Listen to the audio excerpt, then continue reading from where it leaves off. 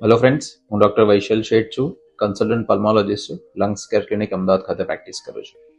આજે આપણે એક ટોપિક જે લંગ્સ ડિસીઝમાં બહુ કોમનલી જોવા મળે છે એની પર ડિસ્કસ કરીએ. એ છે પિજન ઇન્ડ્યુસ લંગ ડિસીઝ. એટલે ઘણા લોકોને આ સાંભળતા જ અચંબો લાગે કે શું કબૂતરને કારણે આપણને કોઈ ફેફસાનો રોગ થઈ શકે, અથવા ઘણા મારા દર્દી મિત્રોને જ્યારે હું કહું કે આ રોગનું મૂળ કારણ તમારું કબૂતર છે તો ઘણા લોકો શોક થઈ જાય છે. પણ હા, તમે સાચું સાંભળ્યું.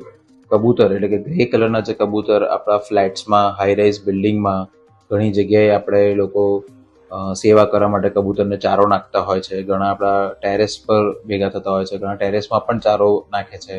આ બધી જ વસ્તુ પાણી રાખવા માટે આપણે કબૂતરને બોલાવીએ છીએ. પણ આ બધા જ કબૂતર જ્યારે ચારો ખાય છે ત્યારે આપણને તકલીફ નથી, પરંતુ એને કારણે એમના પીછા, એમના ચરક જે પડ્યા હોય છે એ આપણા ફેફસામાં જાય, આપણા શ્વાસમાં જાય છે, તો એને કારણે ફેફસાનો એક અલગ પ્રકારનો રોગ થાય છે. આ રોગ, એનું નામ છે હાઇપરસેન્સિટિવિટી ન્યુમોનાઇટિસ. એટલે એક પ્રકારનો ગુજરાતી ભાષામાં સમજીએ તો એક ફેફસાની એલર્જીનો એવો રોગ કે જેને સમય પ્રમાણે આપણે જો ટ્રીટ ના કરીએ, સમય સાચવતા આપણે એને ટ્રીટમેન્ટ ના લઈએ તો એક જીવલેણ ફાઇબ્રોસિસની બીમારી થઈ શકે છે. એટલે જ્યારે આ આપણને કબૂતરને ચારો નાખીએ અથવા કબૂતરને પાણી પીવડાવીએ ત્યારે અમુક પ્રકારના લોકો છે કે જે લોકોના જેનેટિક ચેન્જીસને કારણે તેમના ફેફસામાં એના સ્પેસિફિક કેમિકલ જ્યારે જાય છે તો એને કારણે ફાઇબ્રોસિસ થઈ શકે છે. આ જે ફાઇબ્રોસિસ છે એ અક્યુટ સ્ટેજમાં હોય તો એને આપણે ટ્રીટ કરી શકીએ છીએ. કોઈ પણ ફેફસાના સ્પેશિયાલિસ્ટ ડૉક્ટરને તમે મળો અને સીટી સ્કેન નામનો રિપોર્ટ કરાવો તો એ રિપોર્ટ કરવાથી આપણે હાઇપરસેન્સિટિવ ન્યુમોનાઇટિસ એના અક્યુટ સ્ટેજમાં ટ્રીટ કરી શકીએ છીએ.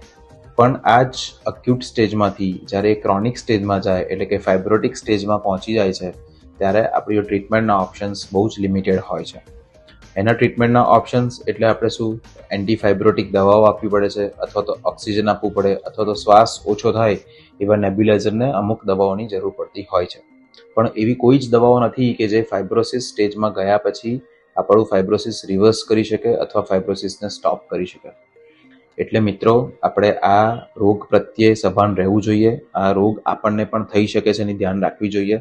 એટલે એનું અવોઇડન્સ, એટલે આ કબૂતર રિલેટેડ જે હાઇપરસેન્સિટિવ ન્યુમોનાઇટિસ છે એનો મેઇન ટ્રીટમેન્ટ ઇઝ અવોઇડન્સ. એટલે એને જેટલું તમે અવોઇડ કરશો એટલું તમે એનાથી બચી શકશો. એટલે જે પણ લોકોને કોઈ પણ જાતની એલર્જીની તકલીફ હોય એ લોકોએ ખાસ કરીને સાચવવાનું કે કોઈ પણ જાતના કબૂતર એકત્રિત થતા હોય એવા એરિયાથી દૂર રહીએ. પોતાની ઘરની અંદર, ગેલેરીની અંદર, કંઈ પણ જગ્યા પર જો કબૂતર કે એના પીછા આવતા હોય તેને રેગ્યુલર ક્લિનિંગ કરાવીએ. ઘરમાં પક્ષીનો માળો થતો હોય, ભેજ આવતો હોય, આ બધી જ વસ્તુઓને રેગ્યુલર ક્લિનિંગ રાખીશું તો આ જીવલેણ બીમારીથી આપણે બચી શકીશું. આભાર મિત્રો, થેન્ક યુ.